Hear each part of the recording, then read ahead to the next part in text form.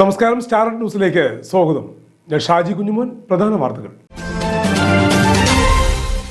കേരളം കേന്ദ്രത്തെ കുറ്റപ്പെടുത്തുന്നത് ബഹുമാനം കൊണ്ടാണെന്ന് കേന്ദ്രമന്ത്രി ജോർജ് കുര്യൻ.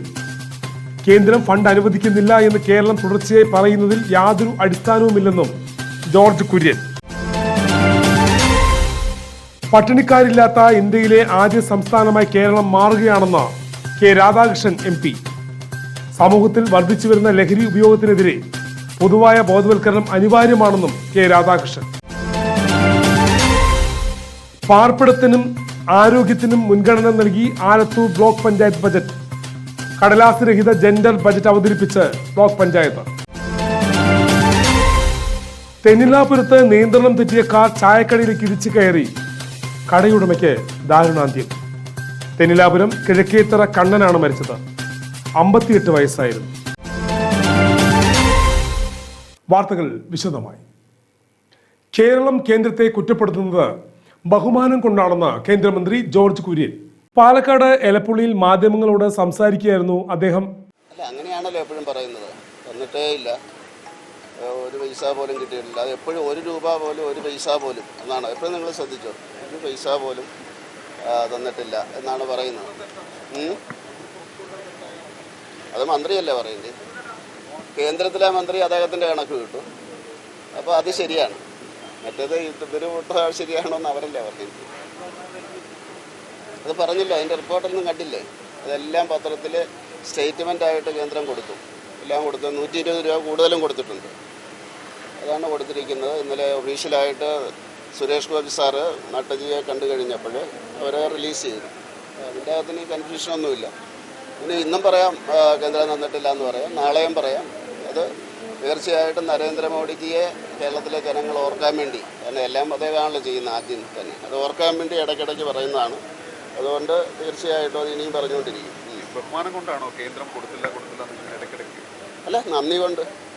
കാരണം നേരത്തെ കിട്ടിയില്ലല്ലോ. കിട്ടിക്കഴിഞ്ഞ് തന്നില്ല എന്ന് പറയുമ്പോൾ ആൾക്കാർ അന്വേഷിക്കും. അപ്പോൾ കേന്ദ്രത്തിനോട് ഒരു ബഹുമാനം തോന്നും. അതുകൊണ്ട് ചെയ്യുന്നു.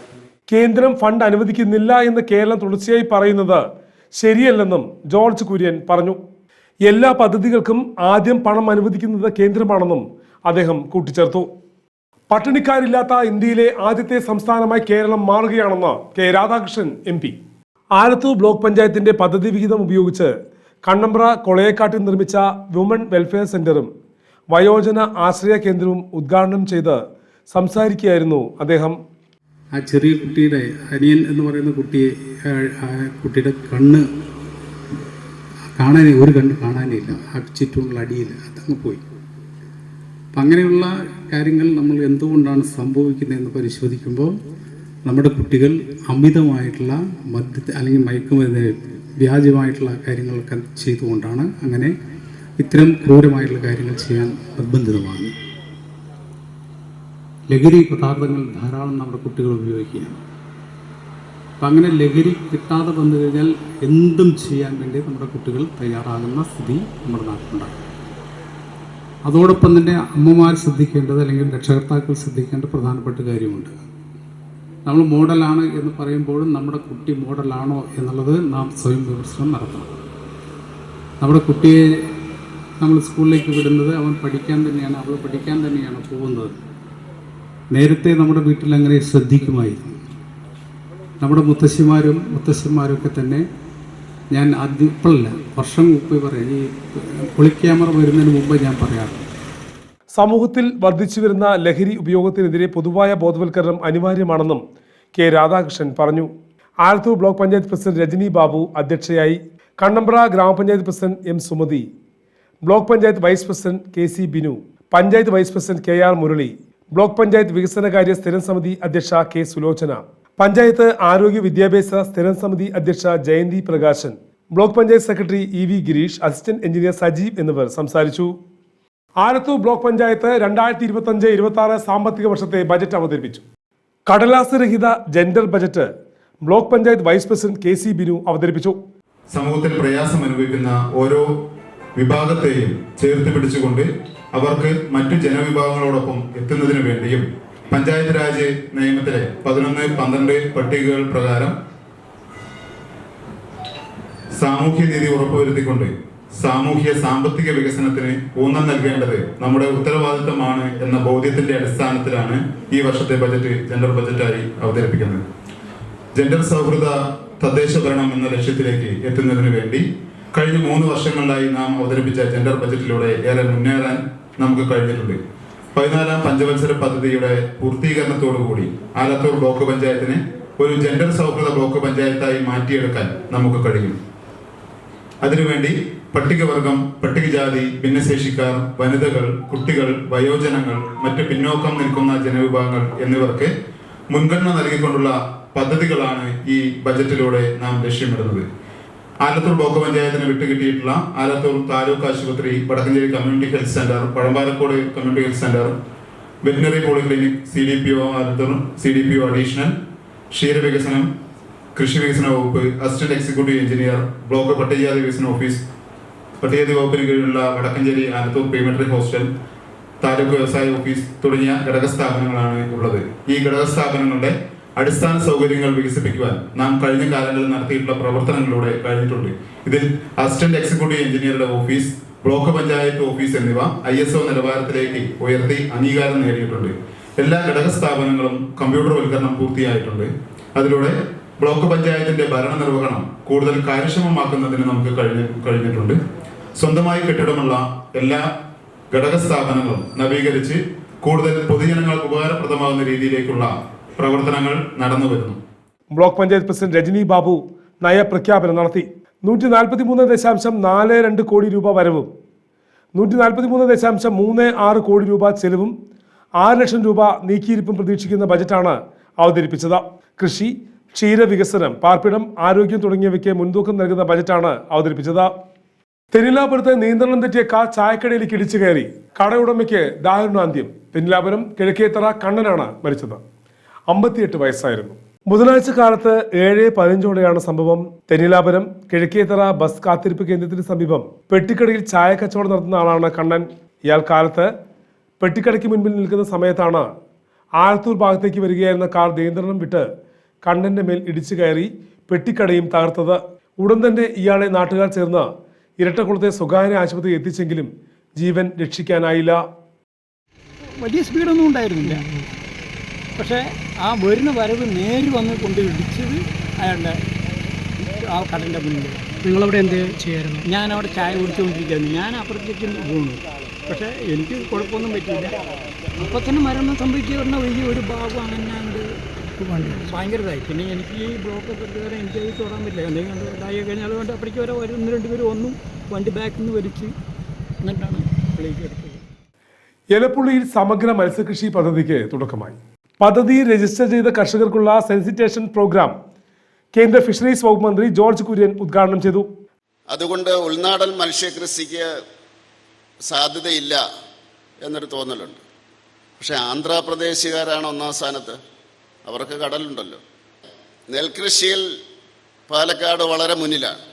എന്തുകൊണ്ട് ഈ സാഹചര്യം നമുക്ക് ഉപയോഗിച്ചുകൂടാ? ആദ്യകാലത്തുണ്ടാകുന്ന ചില പരിചയക്കുറവുകൾ ഉണ്ടാകും എന്നുള്ളത് സത്യമാണ്. അപ്പോൾ അതുകൊണ്ട് ഇവരിവിടെ ചെയ്യാൻ പോകുന്നത് ആദ്യം ഒരു പൈലറ്റ് പ്രോജക്റ്റാണ്. അങ്ങനെയാണ് ഡയറക്ടർ എന്നോട് പറഞ്ഞത്. അത് അവർ ചെയ്തോളൂ, അവർ ചെയ്ത് കാണിക്കും. കംപ്ലീറ്റ് പണം മുടക്കി എങ്ങനെയാണിത് ചെയ്യേണ്ടത് എന്നുള്ള കാര്യം ചെയ്ത് കാണിക്കും. രാമശ്ശേരി ഗാന്ധി ആശ്രമത്തിന്റെ പങ്കാളിത്തത്തോടെ കേന്ദ്ര സർക്കാരിന്റെ ഉൾനാടൻ ഫിഷറീസ് റിസർച്ച് ഇൻസ്റ്റിറ്റ്യൂട്ടാണ് എലപ്പുള്ളി പഞ്ചായത്തിൽ സമഗ്ര മത്സ്യകൃഷി പദ്ധതിക്ക് നേതൃത്വം നൽകുന്നത്. കൽക്കത്തയിലെ കേന്ദ്ര ഉൾനാടൻ fisheries research institute director doctor BK Das പദ്ധതി വിശദീകരണം നടത്തി. എലപ്പുള്ളി പഞ്ചായത്ത് പ്രസിഡന്റ് കെ രേവതി ബാബു, സംസ്ഥാന ഫിഷറീസ് വകുപ്പ് DDF PV Satheesan, NABARD DDM കവിത റാം, ഗാന്ധി ആശ്രമം ട്രസ്റ്റി പുതുശ്ശേരി ശ്രീനിവാസൻ, ഡോക്ടർ ദീപ സുധീരൻ എന്നിവർ സംസാരിച്ചു. വോയിസ് ഓഫ് വടക്കഞ്ചേരിയുടെ നേതൃത്വത്തിൽ നടന്നുവരുന്ന മണികിലുക്കം നാടൻപാട്ട് മത്സരങ്ങൾക്ക് വ്യാഴാഴ്ച സമാപനമാകും. 2ാം ദിനത്തിലെ ഉദ്ഘാടനം കലാഭവൻ മണിയുടെ സഹോദരൻ RLV രാമകൃഷ്ണൻ നിർവഹിച്ചു. നാളെ മാർച്ച് 6-ന് ചേട്ടൻ വിട പറഞ്ഞിട്ട് 9 വർഷം പിന്നിടുന്ന ഈ വേളയിൽ ഒരു കുടുംബാംഗം എന്ന നിലയിൽ 9 വർഷം തീച്ചുളയിലൂടെ നടന്നു പോകുന്ന ഒരു അവസ്ഥയാണ്.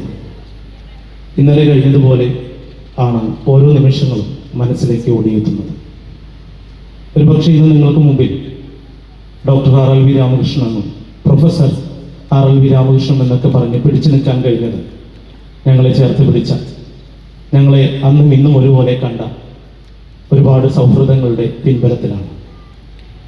ഒരുപാട് പേര് ചവിട്ടിത്തേക്കാനും ഒട്ടിക്കാനും ഒക്കെ നോക്കി.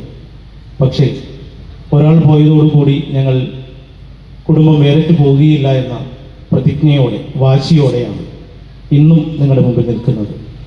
കാരണം സോഷ്യൽ മീഡിയയിലൂടെ പ്രചരിച്ച ഒരുപാട് കുപ്രചരണങ്ങൾ വളരെയധികം വേദനയോടെ കാണുകയും കേൾക്കുകയും ചെയ്ത ഒരു കുടുംബാംഗവും കലാകാരനും കൂടിയാണ് ഞാൻ. മോഹനൻ പള്ളിക്കാട് അധ്യക്ഷനായിരുന്നു. വ്യാപാരി വ്യവസായി ഏകോപന സമിതി unit president KM Jaleel, Kerakesari CR Bhavadas, Manithamara, Narayan Pulappatta, P Gangadharan, KP Sunny എന്നിവർ സംസാരിച്ചു. പാലക്കാട് മുനിസിപ്പൽ ബസ് സ്റ്റാൻഡിൽ അടിസ്ഥാന സൗകര്യമൊരുക്കി യാത്രക്കാർക്ക് തുറന്നു കൊടുക്കണമെന്നാവശ്യപ്പെട്ട് നാഷണൽ ജനതാദൾ നഗരത്തിൽ കിണ്ണം കൊട്ടി പ്രകടനം നടത്തി.